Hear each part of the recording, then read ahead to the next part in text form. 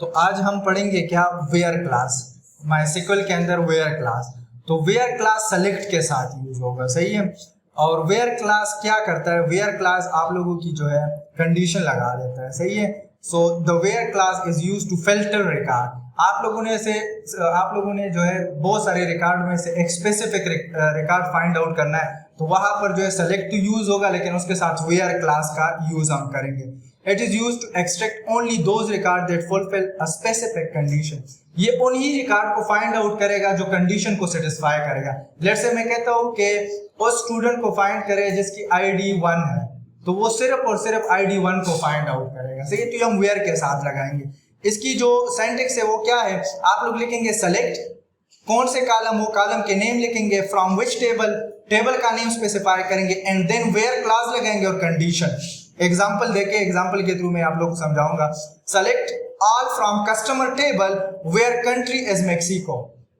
मतलब आप एक टेबल है, लेट्स से उसके अंदर जो है कस्टमर टेबल है, तो उसके अंदर कस्टमर डिटेल्स है, तो मैं कहता हूँ वो रिकॉर्ड सेलेक्ट करे जिसकी कंट्री क्या है, मेक्सिको है, सही है। तो यहाँ पर जस्ट ये एक एग्जांपल है।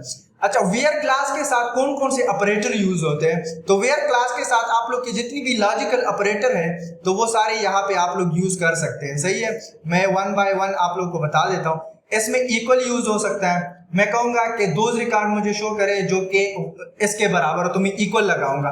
ग्रेटर देन हम यूज कर सकते हैं। ये सारे न्यूमेरिक वैल्यू पे काम करेंगे, ये जितनी भी आप लोग की जो है यहाँ पे। अच्छा, तो वेयर क्लास के साथ जितनी भी ऑपरेटर यूज होते हैं वो सारे आप लोगों की ये रिलेशनल ऑपरेटर है। आप लोगों ने सी बाकी जो लैंग्वेजेस है उनमें भी पढ़ा होगा, लेकिन यहाँ पर इसकी यूज बहुत ज्यादा एडवांस तरीके से हम करेंगे, सही। ये ग्रेटर देन का मतलब ये है कि मुझे वो सैलरी दिखाए जो ग्रेटर देन हो, जो नंबर हम देंगे वो मुझे फाइंड। लेस देन का भी यूज करेंगे, greater than or less than or equal और ग्रेटर देन आर इक्वल। इसके अलावा जो नॉट इक्वल है, इसके अलावा जो बिटवीन है, तो ये सारे ऑपरेटर वन बाय वन हम यूज करेंगे।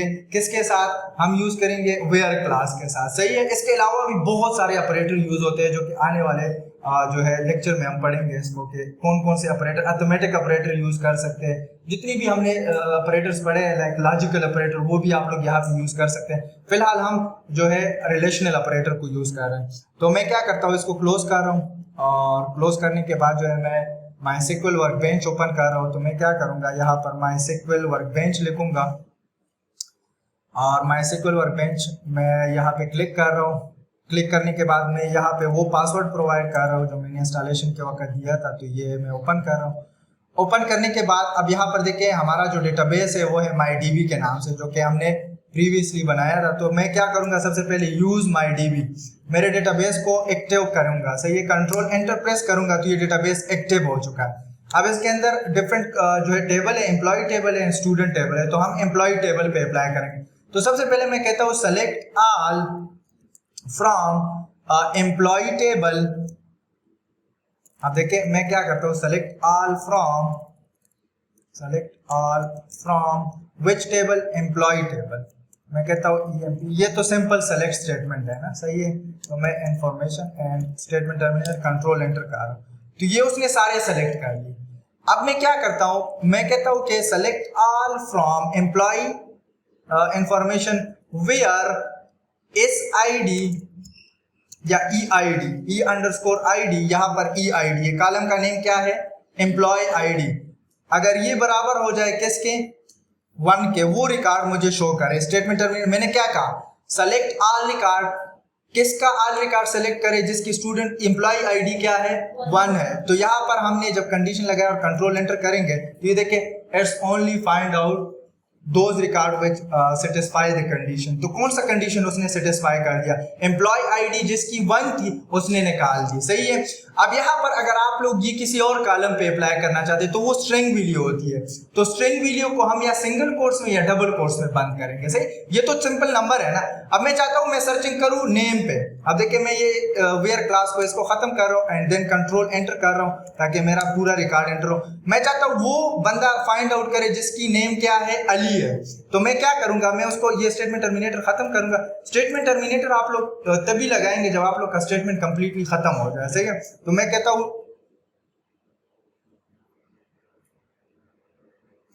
Where employee name is equal और मैं एक स्ट्रिंग ले रहा हूँ, सही है, और स्ट्रिंग के अंदर मैं लिख रहा हूँ Ali and then control enter कर रहा हूँ, तो उसने क्या फाइंड आउट किया, अली फाइंड आउट किया। अब अगर मैं उसको बता दूं कि वो स्टूडेंट्स फाइंड आउट करे जो पेशावर से है, जो कराची से है, जो डिफरेंट, तो ये देखिए सारा डेटा हमारा फिल्टर हो रहा है सिर्फ वेयर क्लास के साथ, और अभी तक हमने ओनली वन ऑपरेटर लगाया विच इज इक्वल। तो इक्वल क्या करता है, जो राइट साइड पे होता है वो इसकी इक्वल कर देता है। तो ये देखिए अब ये तो 2 या 3 रिकॉर्ड हम मतलब इसमें 8 रिकॉर्ड है, अगर ये मिलियन ऑफ रिकॉर्ड भी हो तो ये मतलब 1 सेकंड में करेगा ये सब कुछ, सही है। तो इसी वजह से जो है फिर माइस्क्ल को हम प्रेफर भी करते हैं। अब देखिए मैं किसी और पे अप्लाई करता हूँ, मैं कहता हूँ एम्प्लॉय नेम नहीं, वो बंदा फाइंड आउट करे जिसकी एड्रेस क्या हो, एड्रेस पेशावर, तो मैं क्या करता हूँ यहाँ पे पेशावर लिखता हूँ। अब सारे मेरे ख्याल से पेशावर से है, तो मैं कंट्रोल एंटर करूंगा तो ये सारे पेशावर को शो कर देगा। तो ये वेयर क्लास है। अब greater than, less than, greater than or less than and greater than or equal और लेस देन आर इक्वल, ये आप लोग यूज करेंगे कब, जब आप लोग की न्यूमेरिक वैल्यू होगी, ऐसे कॉलम पे जिसके अंदर न्यूमेरिक वैल्यू हो, सही। इक्वल तो आप टेक्स्ट के लिए भी यूज कर सकते हैं, न्यूमेरिक के लिए भी यूज कर सकते हैं, बट यहाँ पर जो ग्रेटर देन है वो हम किस लिए यूज करेंगे, ओनली आप लोग न्यूमेरिक वैल्यू के लिए। तो मैं कहता हूँ एम्प्लॉय इंफॉर्मेशन से आप जो है वो स्टूडेंट, वो एम्प्लॉय निकाले जिसकी सैलरी जो है, जिसकी सैलरी की टोटल, ये टोटल कॉलम है ना, इस पे अप्लाई कर रहा है, जो कि ग्रेटर देन है किससे, लेट्स से मैं कहता हूँ जो 50,000 से ऊपर है, जिसकी सैलरी क्या है 50,000 से ऊपर है, वो मुझे निकाल दे। और ये कौन से कॉलम पे हमने लगाया, टोटल के कॉलम पे। जब मैं कंट्रोल एंटर कर दूंगा तो ये सारे वो एम्प्लॉय है जिसकी सैलरी का टोटल जो है 50,000 से ऊपर है, तो ये ग्रेटर देन का यूज है, सही है। अब मैं कहता हूं कि ऐसा करे कि वो एम्प्लॉय दिखाए जिसका टोटल जो है वो लेस देन है 50,000 से, सही है। तो यहां पर मैं जब कंट्रोल एंटर करूंगा तो ये सारे वो एम्प्लॉय है जिसकी सैलरी लेस देन क्या है 50,000 है। अब अगर मैं कहूं कि नहीं आप ऐसा करें ना कि ये सैलरी के बजाय आप जो है कुछ और करते हैं ना, लेट्स से मैं कहता हूं कि वो एम्प्लॉय दिखाए जिसकी जो है बोनस, तो हम बोनस पे अप्लाई, हर एक कॉलम पे आप लोग अप्लाई कर सकते हैं, लेकिन न्यूमेरिक वैल्यू होना चाहिए, सही है। जिसकी बोनस लेट से 3,000 से ऊपर हो, सही है। जब मैं एंटर करूंगा तो ये देखिए 4,000, तो ग्रेटर देन और लेस देन में वो वैल्यू नहीं आएगी जो हम दे रहे हैं। अब 3,000 उसमें नहीं आया रिजल्ट में, हम कहते हैं ग्रेटर देन 3,000, हालांकि 3,000 उसके अंदर था लेकिन उसने शो नहीं किया, क्योंकि हमने ऑपरेटर जो लगाया इसका मतलब ये कि इस वैल्यू से बड़ी वैल्यू। अच्छा, तो नेक्स्ट हमारे पास क्या है, नेक्स्ट हमारे पास है लेस देन। तो मैं कहता हूँ वो वैल्यू दिखाए मुझे, वो बोनस वाली वैल्यू जो लेस देन है 3,000, तो ये कुछ भी नहीं दिखाएगा क्योंकि हमारे टेबल के अंदर कोई ऐसी वैल्यू एग्जिस्ट ही नहीं करती, सही है। अगर मैं कहूँ कि 4,000 से कम दिखाए तो फिर 3,000 ही दिखाएगा, सही है, 4,000 वाली वैल्यू नहीं दिखाए। तो मैं एंटर करूंगा तो ये सारे वो एम्प्लॉय है जिसकी बोनस 3,000 है, सॉरी लेस देन 4,000 है। अब हम देखते हैं कि अगर वो वैल्यू या फॉर एग्जांपल मैं चाहता हूँ कि 4,000 भी उसमें आ जाए और उससे ऊपर भी, लेट्स से मैं क्या करता हूँ यहाँ पर जो है टोटल पे अप्लाई कर देता हूँ, टोटल के अंदर इक्वल, और मैंने कहा कि वो एम्प्लॉय दिखाया जिसकी सैलरी 43,000 से ग्रेटर है, ग्रेटर देन आर इक्वल है, मतलब अब ये ग्रेटर भी दिखाएगा और उसके बराबर भी दिखाएगा, 43,000 भी उसमें इंक्लूड होगा और साथ में जो इससे ऊपर वाली वैल्यू भी आएगी। जब मैं एंटर करूंगा तो ये देखिए टॉप पे 43 है, 83 है, 93 है एंड देन ये सारे वैल्यू 43,000 से बड़े हैं। लेकिन आप लोग यहाँ पे एक ऐसी वैल्यू देंगे जो आप लोग के डेटाबेस में हो। अब अगर मैं 44,000 करूं तो आप लोग कहेंगे कि 44,000 तो नहीं आया क्योंकि इस डेटाबेस के अंदर है ही नहीं, तो वो ग्रेटर देन तो कर रहा है लेकिन उसको इक्वल वैल्यू नहीं मिली तो उसने नहीं की, सही है। तो इसी वजह से आप लोग यहाँ पे कोई ऐसी वैल्यू लेके जो कि बराबर भी हो और बड़ी भी हो, सही। तो मैं कर रहा हूँ यहाँ पे, तो इससे बड़ी वैल्यू भी और बराबर वाली वैल्यू भी है। इसी तरह जो है आप लोग लेस देन का भी यूज करेंगे, तो लेस देन का यूज हम कैसे करेंगे, लेस देन का जो यूज है वो एग्जैक्टली सेम इसी तरह होगा। मैं कहता हूँ 43,000 भी दिखाए और उससे कम वाली वैल्यू भी क्या करे आप शो करवाए। जब मैं कंट्रोल एंटर करूंगा तो ये वो एम्प्लॉय है जिसकी 43 या 43,000 से कम टोटल आ रहा है, तो ये आप लोगों की क्या है, लेस देन आर इक्वल है, सही है। तो इसी तरह जो है आप लोग इसको यूज कर सकते हैं, बाकी जो है वो भी मैं आप लोगों को बताऊंगा, सही है। अच्छा, मैं बिटवीन का भी कर देता हूँ। इसके बाद जो नॉट है और नॉट इक्वल है, अब इस टेबल में से मैंने एक रेंज देना है कि इस रेंज से लेकर जो भी रेंज मैं आपको दे रहा हूँ इसके दरमियान वैल्यू फाइंड आउट करें, तो उसके लिए हम बिटवीन का यूज करेंगे। तो बिटवीन का यूज कैसे करेंगे, मैं कहता हूँ select all from select all from employee information where total जिसका हो, where total is between which video, मैं कहता हूं 43,000 से लेकर एंड कौन सी वीडियो तक, 83,000 तक। तो अब ये इन वीडियो के दरमियान जो वीडियोस आ रही है उन सबको पिक करेगा। जब कंट्रोल एंटर करूंगा तो ये देखें 43 से लेकर 83 तक गया है। अब 43 से कम भी है और ज्यादा भी है तो उसने उसको पिक नहीं किया, तो इस रेंज के अंदर जो भी आ रहा है तो ये ऑटोमेटिकली उसने पिक कर दिया है। तो ये आप लोगों की कौन सी ऑपरेटर है, ये आप लोग की बिटवीन ऑपरेटर है, सही है। अच्छा, इसके अलावा जो है अब ये देखिए मैं इसको थोड़ा सा अल्टरनेट तरीके से आप लोग को यूज करना सिखाता हूँ कि कैसे इसका अल्टरनेट। अब देखिए सेलेक्ट और यहाँ पर मैं कहता हूँ सेलेक्ट एम्प्लॉय नेम कामा एड्रेस, मुझे सिर्फ 2 कॉलम चाहिए। From which table, from employee information,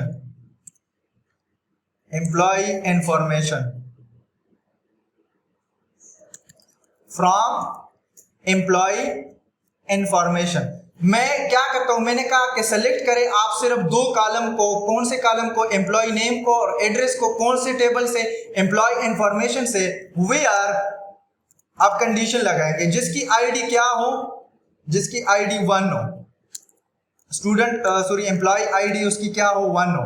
तो ये क्या करेगा, इसको थोड़ा सा आप लोग देखें, मैं दोबारा आप लोग को बता देता हूं। मैंने क्या किया, मैंने कहा सेलेक्ट करें आप सिर्फ 2 कॉलम को, कौन से टेबल से, इस टेबल से, और कौन सी रिकॉर्ड को, इस रिकॉर्ड को। तो अब सिर्फ इसकी नेम दिखाएगा और एड्रेस दिखाएगा। जब मैं एंटर करूंगा तो ये जो है कंट्रोल एंटर करूंगा तो ये आप लोगों की नहीं हुई, तो यहाँ पर जो है एम्प्लॉय नेम नहीं, एम्प्लॉय आईडी है ना। तो यहाँ पर जब मैं कंट्रोल एंटर करूंगा, अभी भी नहीं हो रहा, सेलेक्ट एड्रेस, सब्र करें ना। टेबल के अंदर क्या है, पहले हम टेबल चेक कर लेते हैं। हाँ नीचे लगाएंगे ना फिर, अगर आप स्पेसिफिक कॉलम, खैर मैं बता दूँ, एम्प्लॉय आईडी है, ई नेम है और एड्रेस है। हमने सिर्फ हाँ एड्रेस की जो है स्पेलिंग अभी याद आ गया आप लोगों को, चलो इसको दोबारा कर लेते हैं। अभी देखिए सारा डेटा सेलेक्ट है, इनमें से मैं स्पेसिफिक 2 या 3 कॉलम को सेलेक्ट करना चाहता हूं। तो उसके लिए मैं क्वेरी कैसे लिखूंगा, मैं लिखूंगा सेलेक्ट और यहाँ पे लिखूंगा कि ई आप सिर्फ जो है एम्प्लॉय आईडी शो करवाए, एम्प्लॉय आईडी, देन कामा उसकी जो नेम है वो शो करवाए, कामा देन उसकी जो एड्रेस है वो शो करवाए। From which table, from employee information table, and then where employee ID E ID is equal 1 और स्टेटमेंट टर्मिनेटर एंटर कर। अब देखें उसने सिर्फ और सिर्फ जो है एम्प्लॉय आईडी की जो है आईडी दिखाई, नेम दिखाया और पेशा। मैं कहता हूं कि ऐसा करें कि आप इसकी सिर्फ एड्रेस दिखाए कि ये कहां से आता है, सही है। तो मैंने एड्रेस कर दिया, इसको खत्म कर दिया और यहाँ पे कंट्रोल एंटर कर दिया, तो ये आप ऑटोमेटिकली आ गई है, सही है। अब मैं कहता हूं कि वो बंदा मुझे फाइंड आउट करके दे जिसकी एड्रेस जो है पेशावर तो है ही, लेकिन आप जो है ऐसा करते हैं, इसको अल्टरनेट तरीके से यूज करते हैं। देखें लेट्स से मैं कहता हूं कि अली जो है नेम के साथ, मैं कहता हूं एम्प्लॉय जो नेम है ई नेम, जो इसके अंदर जो अली है, ये अली जो है कहां से आता है, इसकी एड्रेस मुझे फाइंड आउट कर।